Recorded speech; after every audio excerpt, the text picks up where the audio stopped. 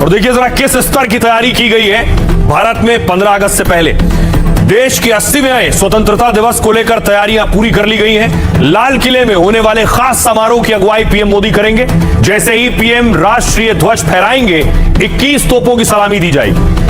पहली बार लाल किले के समारोह में वंदे मातरम का सामूहिक गायन भी होगा। 2 MI-17 हेलीकॉप्टर समारोह वाली जगह पर फूलों की बारिश करेंगे और आजादी के समारोह में 5000 विशेष मेहमानों को आमंत्रित किया गया है। जहां पीएम मोदी झंडा फहराएंगे, वहां चप्पे चप्पे पर सुरक्षा व्यवस्था कड़ी होगी। लाल किले और उसके आसपास 15,000 जवान तैनात किए गए। इनमें दिल्ली के पुलिस के साथ NSG अर्धसैनिक बल भी होंगे। 1000 से ज्यादा CCTV और ड्रोन कैमरों से निगरानी होगी, क्योंकि दिल्ली में 5 से ज्यादा जगहों पर बम की धमकी मिली थी। इसके अलावा लाल किले के अलावा सभी संवेदनशील इलाकों में भी पुलिस मौजूद रहेगी। स्पेशल सेल संदिग्ध गतिविधियों पर विशेष नजर रखेगी। जमीन के साथ यमुना खादर इलाके में भी सुरक्षा के विशेष इंतजाम है। यमुना नदी में नावों के जरिए लगातार गश्त की जा रही है, जिससे नदी के रास्ते किसी भी संदिग्ध गतिविधि को रोका जा सके। सुनिए जरा दिल्ली पुलिस क्या कह रही है इस पर। एंटी टेरर चेक्स करना, उसके एंटी टेरर रिस्पांस प्लान बनाना, क्राउड मैनेजमेंट करना, VIP सिक्योरिटी, ये सारा एरिया सिक्योरिटी, ये सब हम लोगों ने एस्पेक्ट्स यहाँ पे ध्यान दिए हैं। और उसको लेके हम लोगों ने डिटेल में मैन पावर डिप्लॉयमेंट किया है, जिसमें कल हमारा 15 से 20 हज़ार मैन पावर यहाँ पे अलग अलग एजेंसीज की डिप्लॉयड है। यहाँ हमें 2-3 हज़ार से ज़्यादा की हमने फोर्स ऑन ग्राउंड ट्रूप्स हमने यहाँ लगा रखे हैं। उसके अलावा टेक्नोलॉजिकली हमने बहुत ज़्यादा एडवांसमेंट्स किए हैं इस साल, तो एंटी ड्रोन सिस्टम्स पे भी हमने काफ़ी यहाँ पे काम किया है। कैमरा क्वालिटीज़ पे, जूमिंग क्वालिटीज़ पे हमने बहुत ज़्यादा काम किया है। और एक ओवरऑल एक सिक्योरिटी का छत्र सा बनाने की कोशिश की जा रही है, जिससे हमारा जो इवेंट है, जो राष्ट्रीय पर्व है, बहुत आराम से निकले। हमारे मेन हॉट स्पॉट एरिया हैं, जैसा कि ये गदौलिया और मंदिर के आसपास का एरिया, इस पर विशेष निगरानी रखी जा रही है। यहाँ के जो होटल्स हैं, मॉल हैं, इनकी भी चेकिंग की जा रही है। ड्रोन से भी मॉनिटरिंग की जा रही है। तो सभी जो सुरक्षा के उपाय किए गए हैं हमारे सोशल। तो 15 अगस्त की तैयारी आपने देख ली। खबरों में आगे बढ़ते हैं। आज की एक और बड़ी खबर है। मेलोनी पर हंसे और फंसे राहुल गांधी। राहुल गांधी का एक वीडियो कल सामने आया। एक प्रोग्राम में थे राहुल गांधी, जहां बोलते बोलते वो प्रधानमंत्री मोदी की विदेश नीति का मजाक उड़ाने लगे और फिर बात मेलोनी तक चली गई। से इनके दिमाग में घुस गया, अब अजीब चीजें घुस जाती है, बट इनके माइंड में घुस गया कि foreign policy is this.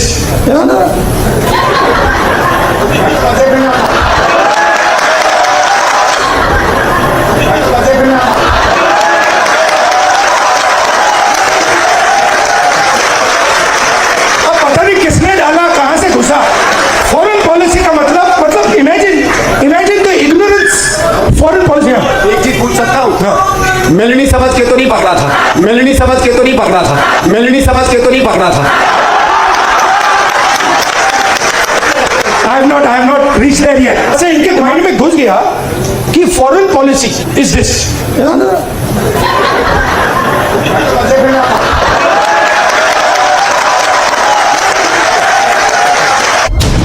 Rahul Gandhi action में थे और संदीप दीक्षित राहुल के एक्शन पर गदगद थे। राहुल भी भूल गए और संदीप दीक्षित भी कि वो सार्वजनिक मंच पर हैं। एक चीज पूछ सकता हूँ, मेलनी समझ के तो नहीं पकड़ा था, मेलनी समझ के तो नहीं पकड़ा था। I have not reached there yet. Sandeep Dikshit के आउट ऑफ पॉलिटिक्स बयान ने राहुल गांधी की हंसी, उनके हाव भाव, उनके भाव भंगिमाएं और उनके अंदाज के साथ जब कॉकटेल बनाया तो बवाल मच गया। अब कुंठा में राहुल गांधी सभी प्रकार की पराकाष्ठाओं को पार करते चले। कांग्रेस पार्टी और राहुल गांधी देश के लोकतंत्र के लिए, स्वस्थ लोकतंत्र के लिए एक चुनौती बनते खड़े। मंच सियासी था, लेकिन राहुल गांधी और उनके कुनबे ने उसमें जो कूटनीति का तड़का लगाने की कोशिश की, उससे इटली भी नाराज हो गया। तब विदेश मंत्रालय को भी सामने आना पड़ा। 2 देशों के बीच में मित्रता की बात है, रिश्तों की बात है, उसको एक आदरपूर्ण उसको एक दायरे में रखना जरूरी होता है। सियासत में एक दूसरे की आलोचना तो ठीक है, लेकिन ये सोचना होगा कि देश की छवि को नुकसान पहुंचाने वाली आलोचना कहां तक जायज है। अब देखिए जरा इस पर बीजेपी हमलावर है। राहुल गांधी ने जो बर्ताव किया, बीजेपी का कहना है यह अभद्रता है। बीजेपी क्या सवाल उठा रही, देखिए राहुल गांधी क्या कर रहे थे। राहुल गांधी ने विदेश नीति को लेकर मोदी सरकार को घेरा। एक कार्यक्रम में पीएम मोदी की विदेश यात्राओं का जिक्र किया। राहुल ने मोदी के दूसरे नेताओं से गले मिलने का मजाक उड़ाया। राहुल ने कहा, पता नहीं इनके दिमाग में कहां से घुस गया है, मोदी जी को लगता है विदेश नीति का यही मतलब है। इसके बाद राहुल ने संदीप दीक्षित को गले लगा लिया और कुछ देर बाद संदीप दीक्षित ने राहुल को टोका। संदीप दीक्षित ने राहुल से पूछा, कहीं मेलोनी समझकर तो नहीं पकड़ा। इस पर राहुल ने हंसते हुए कहा, नहीं नहीं, मैं अभी तक वहां नहीं पहुंचा हूं। इस पर जेपी नड्डा ने कहा, राहुल की विदेश नीति का मजाक उड़ाने पर बीजेपी ने चौतरफा हमला बोला। केंद्रीय मंत्री जेपी नड्डा ने कहा, ऐसा विपक्ष का नेता देखना ही बाकी रह गया था। यह देश के लोकतंत्र का दुर्भाग्य है। कांग्रेस के लिए भी इससे दुख का विषय क्या होगा? उन्हें राहुल गांधी को अपना नेता मानना पड़ रहा है। विदेश नीति पर राहुल की मिमिक्री पर राजनाथ ने घेरा। राहुल ने जो बयान दिया वो छोटी सोच वाली है और निंदनीय है। मैंने विपक्ष के किसी भी नेता का ऐसा अभद्र, अकल्पनीय व्यवहार नहीं देखा है। राहुल ने विपक्ष के नेता के पद की गरिमा को तार तार कर दिया। गांधी उपनाम वाला कोई व्यक्ति इतनी शर्मनाक बात कैसे कह सकता है? बीजेपी सांसद निशिकांत दुबे ने भी राहुल पर हमला बोला।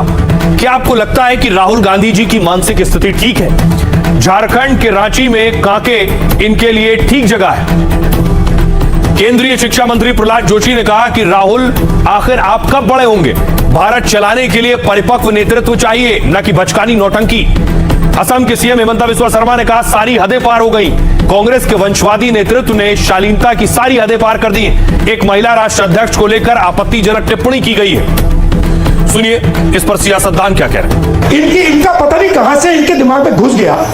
अब अजीब चीजें घुस जाती है, बट इनके माइंड में घुस गया कि फॉरेन पॉलिसी इज दिस।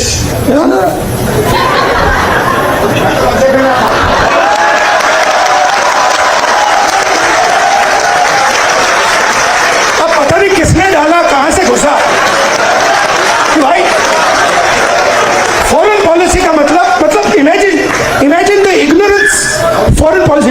एक चीज पूछ सकता हूँ? हाँ। मिलनी समझ के तो नहीं पकड़ा था? I have not reached there yet.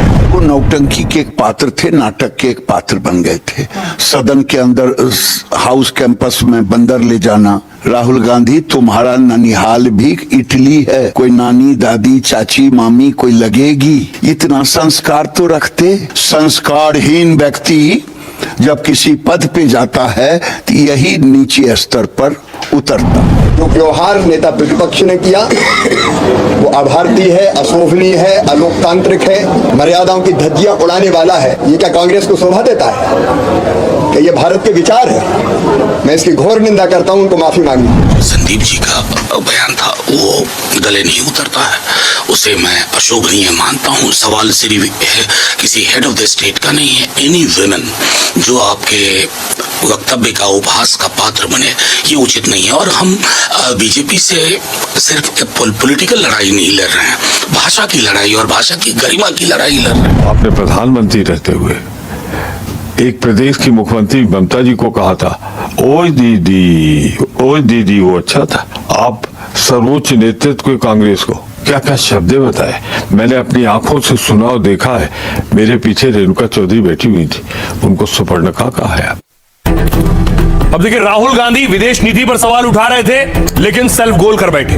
दूसरी तरफ सच्चाई यह है कि पीएम मोदी और मेलोनी सोशल मीडिया पर बहुत वायरल होते हैं। उनके जितने पोस्ट सोशल मीडिया पर आए हैं साथ के, उनके साथ की तस्वीरें हो, वीडियो हो, ये सब के व्यूज करोड़ों में जाते हैं। यानी लोग दोनों बड़े नेताओं को और उनकी छवि को पसंद करते हैं। देखिए, जब पीएम मोदी ने मेलोनी को गिफ्ट दिया हो या इसके अलावा जितनी भी अब तक तस्वीरें आई हैं, वो इस बात की गवाह है। ये तस्वीर आप देख रहे हैं, ये भी सोशल मीडिया पर डाली गई। पीएम मोदी और इटली की पीएम मेलोनी को मेलोडी लिखा था इस तस्वीर में। दोनों नेताओं के दौरे या मुलाकात के वक्त मेलोडी ट्रेंड करने लगता है। दोनों से जुड़ी तस्वीरें देखते ही देखते वायरल हो जाती हैं। 20 मई को पीएम मोदी इटली के दौरे पर थे और इसी दिन इटली की पीएम मेलोनी ने सेल्फी पोस्ट की। मेलोनी ने लिखा, रोम में अपने दोस्त मोदी का स्वागत है, और देखते ही देखते इस पोस्ट पर व्यूज 8 करोड़ से ज्यादा हो गए थे। अगली तस्वीर देखिए, पीएम मोदी ने इसी दौरे में मेलोनी को मेलोडी दी थी, मेलोडी टॉफी गिफ्ट की। यह वीडियो बेहद छोटा था लेकिन दिलचस्प था। वीडियो सोशल मीडिया पर आते ही वायरल हो गया। कुछ ही घंटों में रिकॉर्ड व्यूज सामने आए। काफी कम समय में 11 करोड़ 20 लाख से ज्यादा व्यूज मिले। इटली की पीएम जॉर्जिया मेलोनी ने भारतीय झुमके पहने थे। यह तस्वीर देखिए, मेलोनी ने इसकी तस्वीर इंस्टाग्राम पर शेयर की और इसमें अब तक 7 लाख से ज्यादा लोगों ने लाइक किया है। सुनिए क्या कुछ कह रहा है इस पर विदेश मंत्रालय और सियासतदान। इटली के साथ हमारे बहुत गहरे और मजबूत संबंध हैं और हम इस रिश्ते को और मजबूत करना चाहते हैं। और जहाँ तक दो देशों के बीच में मित्रता की बात है, रिश्तों की बात है, उसको एक आदरपूर्ण उसको एक दायरे में रखना ज़रूरी होता है।